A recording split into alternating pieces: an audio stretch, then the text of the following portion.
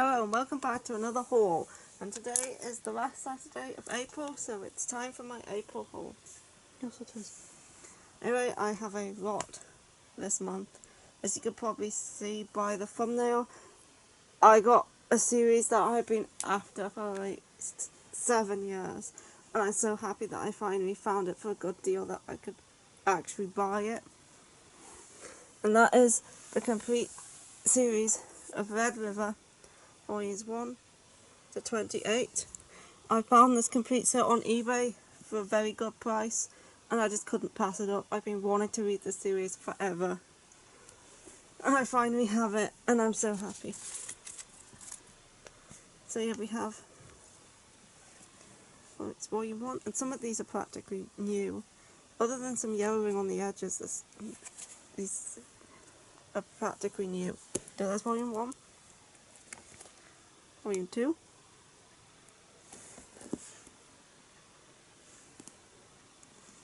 volume 3, 4, 5, 6, 7, 8, 9, and this particular volume is not even yellow. It's fantastic. Here's 10. Here's 11. Here's 12. I reckon this is an ex-library copy as it's been bound in hardback. This is the only volume. Not that I mind, I think it being in hardback makes it more unique. And yeah, it has this paw print logo on the back, so maybe they're the ones who put it in hardback, but the inside's exactly the same. But yeah, I kind of like it being hardback. Although they did remove the Viz Media logo from the spine. Then we have 13, 14, try to speed up a bit, 15, 16, 17, 18, 19, almost there, 20, 21, 22, this is probably my favourite cover, 23, 24, and you can see most of these later volumes are practically look on red. And then we have 25, 26, 27, and finally 28. That is the complete set, and I'm so happy that I finally managed to get this series. It's so awesome. I never thought that I would actually be able to own this entire thing and that I would have to find some way to read it online, but I'm so glad I actually finally have it. And I've read volume 1 and it was fantastic. I've loved it so far, and I'm looking forward to reading the rest. I'm planning on reading like 1 volume a week. It will take me a long time, but looking forward to it. And I'm gonna have to just put the camera down a minute so I can safely move these away without dropping them. I don't want to drop my precious babies.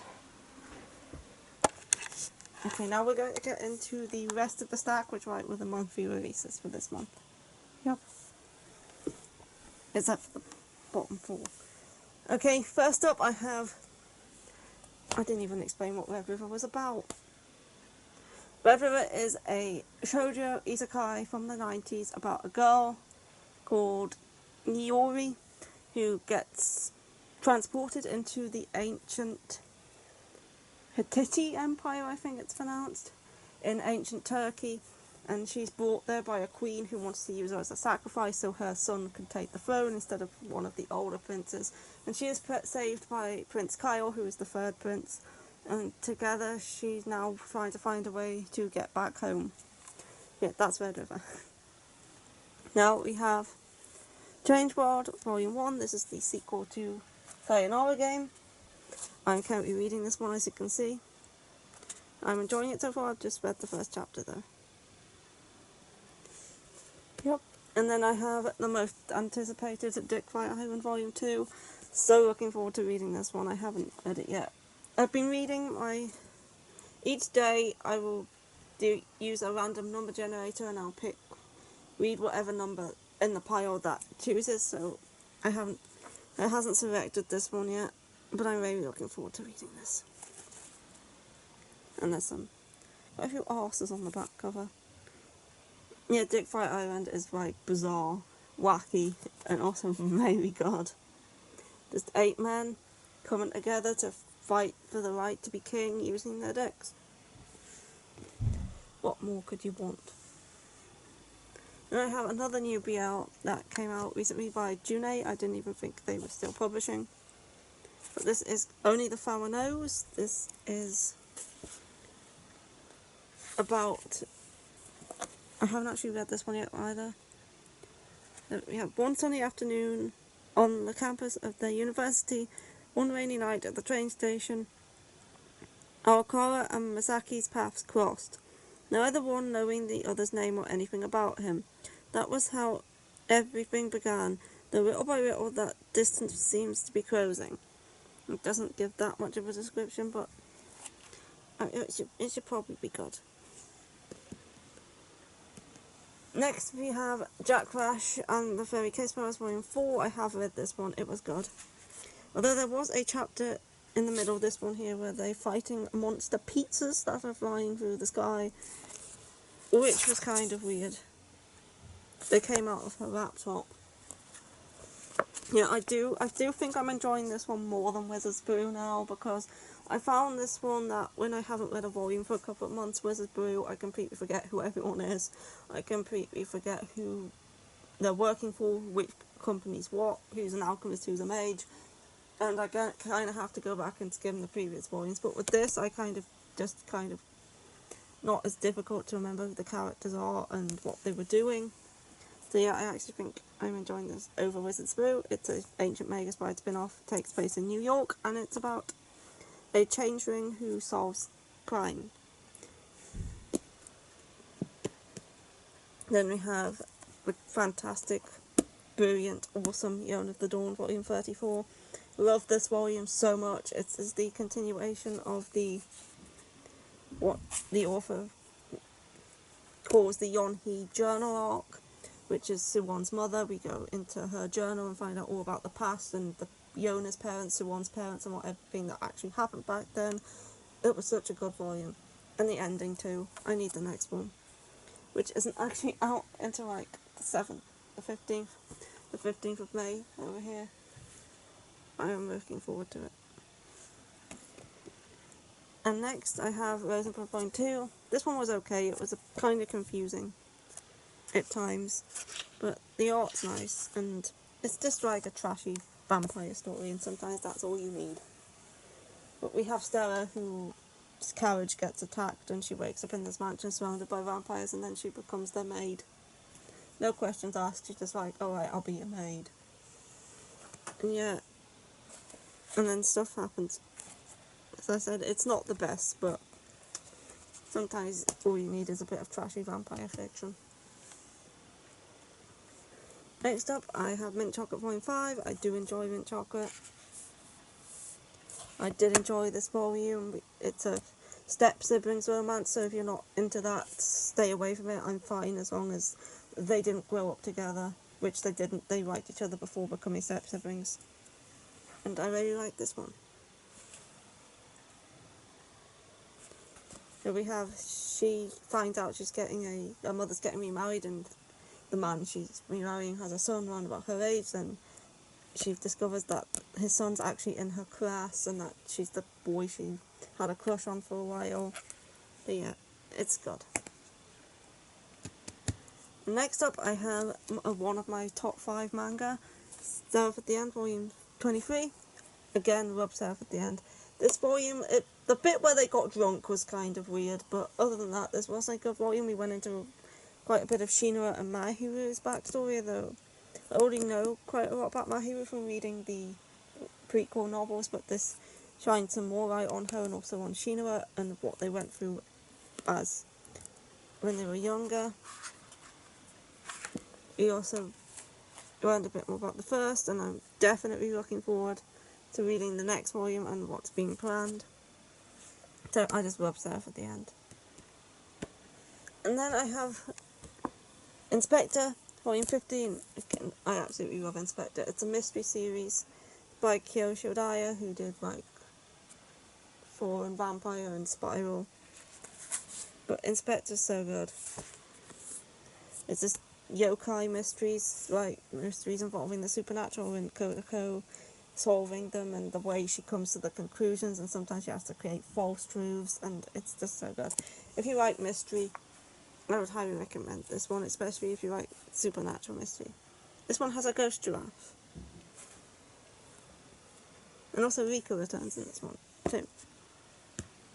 Then we have a new series that just started releasing, that is Imakoi. Now I'm in love. This was fantastic, I loved it. It's like a sweet story about this girl. She has an incident on the train where she gets her butt touched by a pervert, and this guy rescues her and like shields her, and then she wants to thank him and finds out that he's in her school, and then she thanks him, and then she starts to like him and stuff. It was good.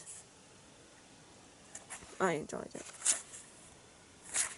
And also in the back of this one, in the author's notes, I noticed that she talks about her parents having a dog, it's a toy poodle, with ridiculously long legs, which reminded me of my golden doodle Rowan, who also has ridiculously long legs. And I mean ridiculously long legs. It must be like a poodle thing. Yeah. He has ridiculously long legs. He's cute though. Next we have Ironed in a Poodle Volume 1. This is a new series. This is like a, I can't really say because it's kind of a spoiler. It happens at the end of chapter 1, but I'll not mention what happens because, in case, spoiler. This is Ironed in a Puddle. It's a new mystery by Kai Sanbe, the creator of Erased For the Kid I Saw in My Dreams. We have two kids, an older brother who's about 11 and a younger sister who I think is about 4 or 5. And they're like neglected. Their mother's often away for weeks on end, leaving them alone. And one day on one of her infrequent visits home, she takes them to the fairground, puts them on a Ferris wheel and then just leaves. And something happens whilst they're on that Ferris wheel. There's a lightning strike, it hits the cars, and something happens that he wasn't expecting. And now he has to deal with it. But I'm not going to say any more than that because I don't want to spoil it, because I think it's best to go in blind when it comes to mysteries and stuff. But it is very good, and it's also only 5 volumes long, so it's not going to be a long series. No. Next up I have the conclusion volume for Little Miss P, The Fourth Day. This is a manga about periods. We have episodic chapters about different stories involving different women and different situations. This one wasn't quite as good as the other 3 volumes, but I still enjoyed it. We had like a chapter about the ancients and what people did like in the Stone Age and where like the stigma came from, and then we had like a chapter about freezing eggs and stuff like that. It was good.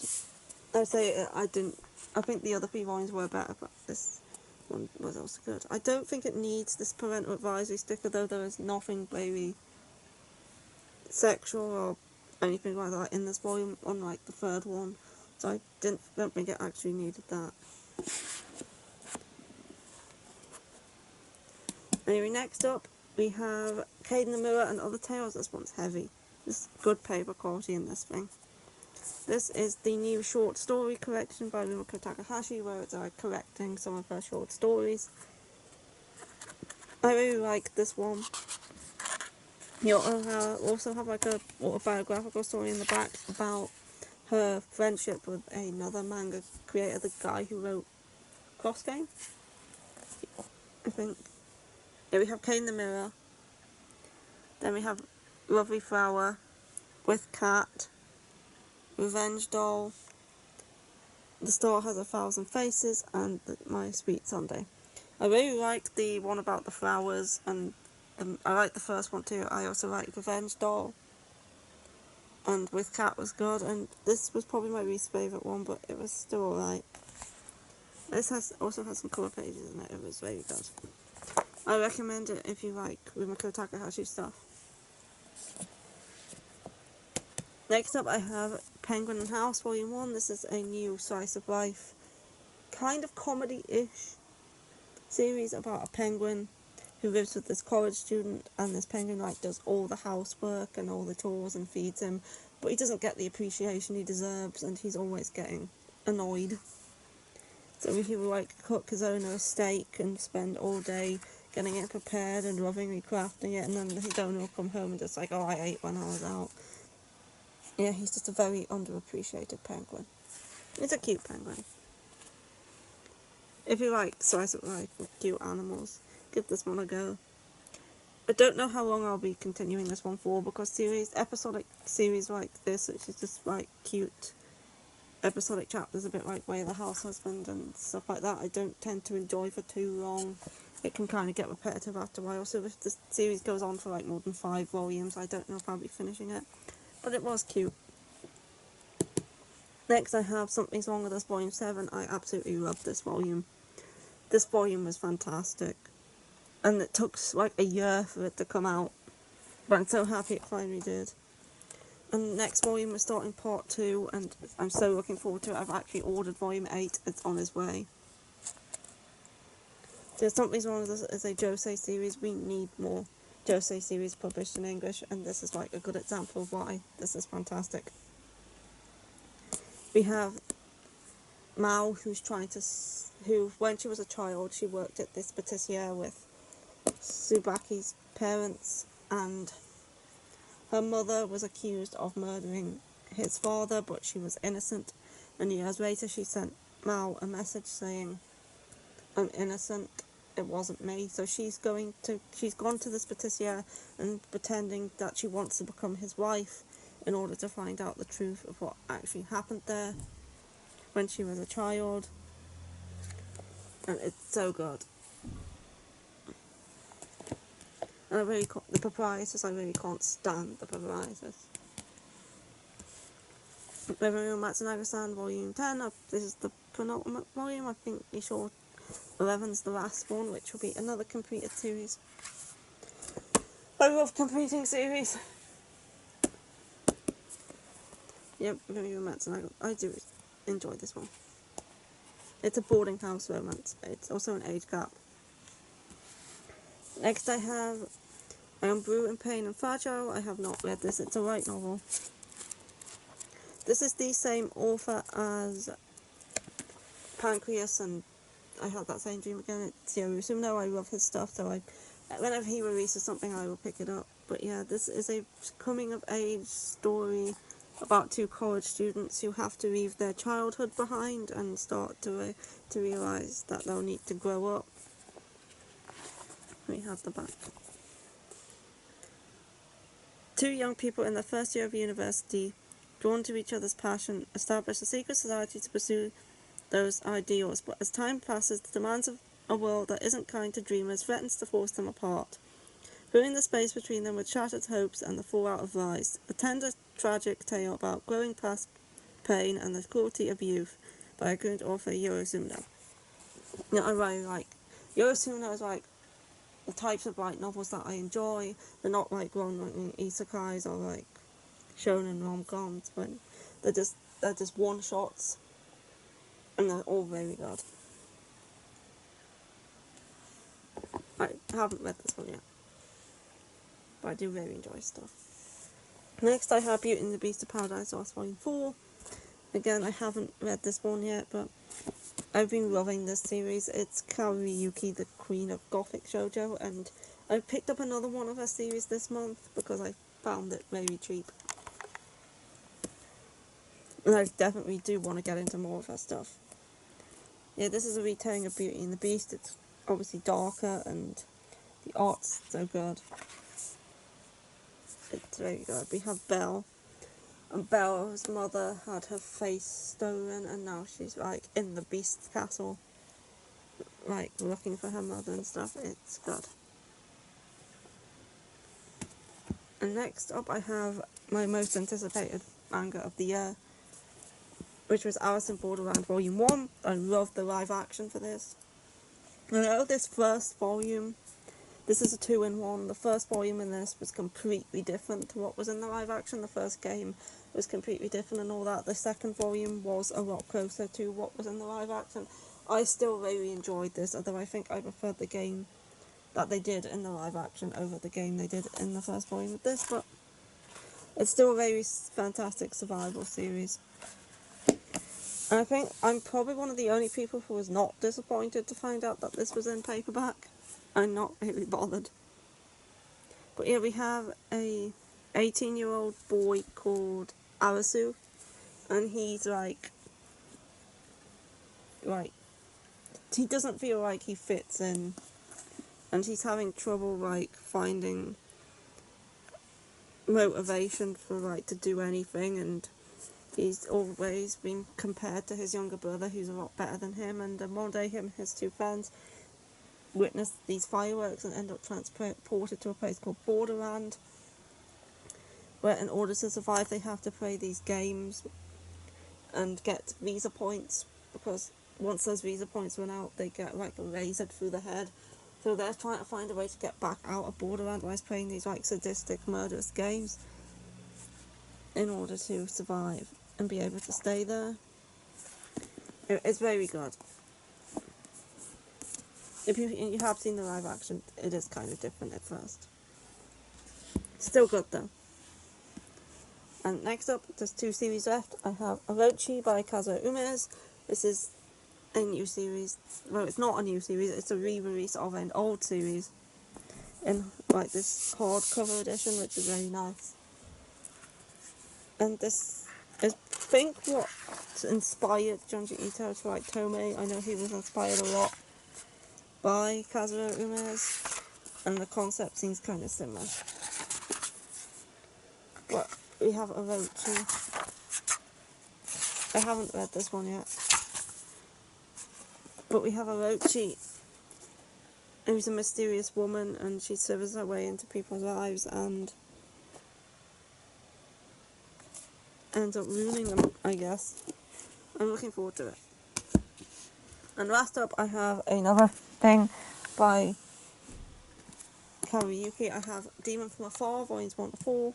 This is a 6-volume long series by Kariyuki, and I've read the first one so far, and I did very enjoy this first volume. It's about 3 people. We have a boy named, I can't actually remember what he's called, but what's the boy called? Gavin. We have a boy called Gavin, and there was an earthquake, and him and his father during this earthquake rescued this boy called Sora from under the rubble, and he's mysterious, he has no memories, anything like that.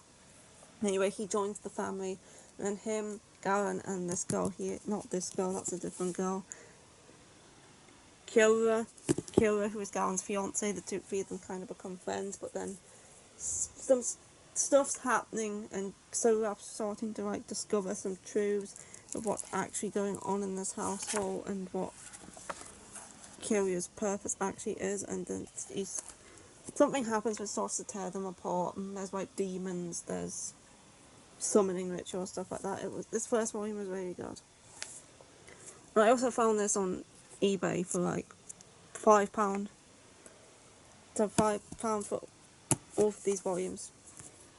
So it's like £20 in total. I know I can easily get volumes 5 and 6 from Book Depository. So anyway, there's volume 1. Here's volume 2. Here's volume 3. And here's volume 4. So I knew I wanted to read more of Kawayuki stuff, and when I saw these going on eBay for like less than retail, I thought, why not? I wanted to read more from her. I know this isn't one of her more popular series, but I thought it sounded good, and the name sounded cool. So yeah, I picked it up. And that is all for this month, and I hope you enjoyed. And I still can't believe that I actually managed to get Red River, and I'm super happy about it. And I'm going to savour reading each volume. Yep. Anyway, that will be it for this haul, and see you next video when I make one, and goodbye. Goodbye.